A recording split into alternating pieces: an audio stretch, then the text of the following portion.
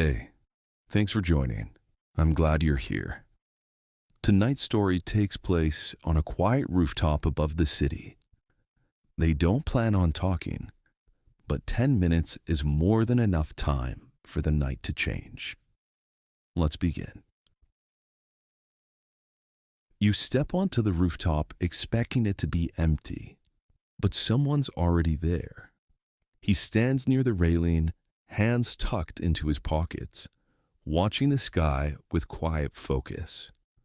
The door shuts softly behind you, and he turns. "Sorry," he says with a warm smile. "I didn't think anyone else would come up here. We've got, what, 10 minutes until the meteor shower?" You check your phone. 10 exactly. "Good timing then," he says. "Feels like the universe gave us a countdown." He steps aside, gesturing for you to join him at the railing, and you do. He nods towards the stars. "I read that the first ones streak fast. Blink and you'll miss them." You glance over. "You plan on blinking?" "Not if you keep standing here," he says, smiling to himself.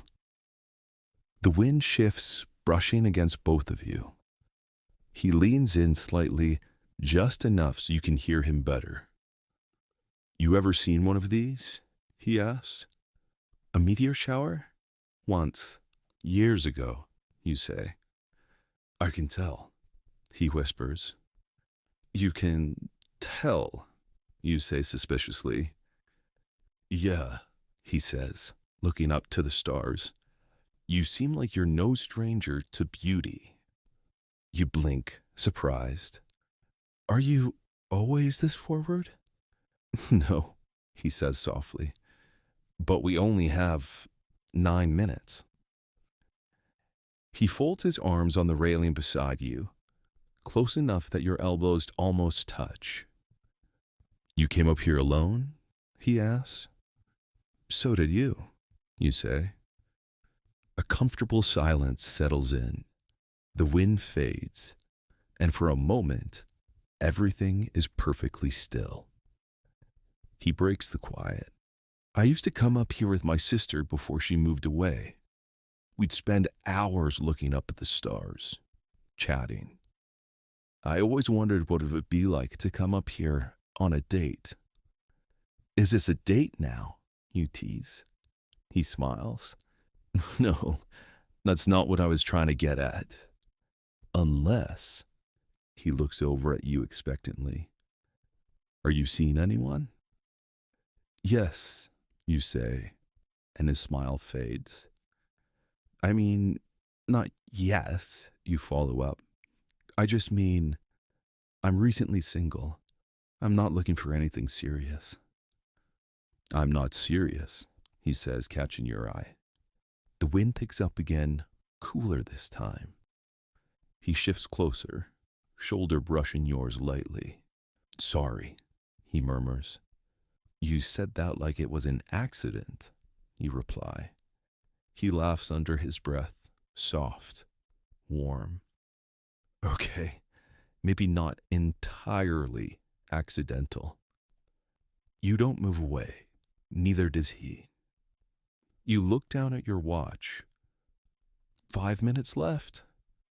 "You'd think 5 minutes would feel short," he says, "but it feels long right now." "In a bad way?" you ask. "No," he replies quietly. "In a you're making me forget about the sky kind of way." Your stomach flips, and for a second, you feel like trying to walk back what you've already said. Like maybe telling him that, sure, you're not looking for a relationship right now, unless the right guy comes along. Wink, wink, nudge, nudge. But you push the thought away. He shifts so he's facing you more fully. "You know," he says, "this would be a perfect moment for something honest." "And you don't have something prepared?" you say. "Oh, I do," he says. I'm just debating how honest I'm allowed to be. You raise a brow. How honest were you thinking? He considers you slow, unhurried, thoughtful, honest enough to say, I've seen you around the building before. You're hard to miss. I've been wanting to talk to you for weeks. I just didn't know how. You let the words hang in the air. You open your mouth to say something, but no sound comes out. A beat, then another. He steps closer. His voice lowers. You ever notice how quiet it gets right before something big happens? You nod, still silent. Yeah, he whispers. That's exactly how you make me feel right now. Your pulse stumbles, and you feel heat rise to your face. He seems to notice and smiles softly. You're standing close enough now that the edges of your arms touch. Warm skin, shared breath. He looks down at your mouth briefly, then back up. 1 minute until the show, he says. That's 2 minutes, you correct. He shakes his head. The first minute's for the meteors. And the second? For this, he whispers. He lifts a hand, slowly, giving you all the time in the world to pull away, and lets his fingertips hover near your jaw. You can tell me to wait, he murmurs. You don't. You hold his gaze steady, warm. He moves closer, lips nearly touching yours, breath mixing in the small space between you. You inhale softly, barely nodding. He closes the distance. The kiss starts slow, warm at first, almost exploratory, and then deepens inch by inch as though gravity itself is drawing you closer. His lips move with the kind of patience, a care that feels more intimate than anything reckless ever could. The city blurs into background noise, lights flickering, wind stirring loose paper somewhere below, a faint vibration of life pulsing upward from the streets. But all of that fades, because he's right there, hand steady at your jaw, thumb brushing lightly as if to say, I'm here. Stay with me. His breath mingles with yours, soft and deliberate, carrying a certainty that makes your chest tighten in the best way. He pulls back just enough to rest his forehead against yours. There, he murmurs, smiling softly. Now I'm ready for the stars. A bright streak cuts across the sky behind him. Neither of you look up. His hand stays at your jaw, thumb brushing softly once.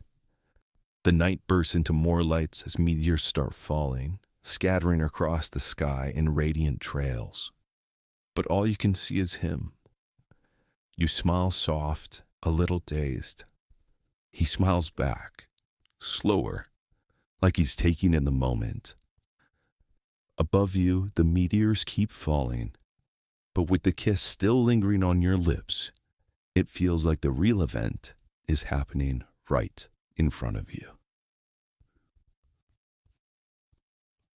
Thanks for spending these 10 minutes with me.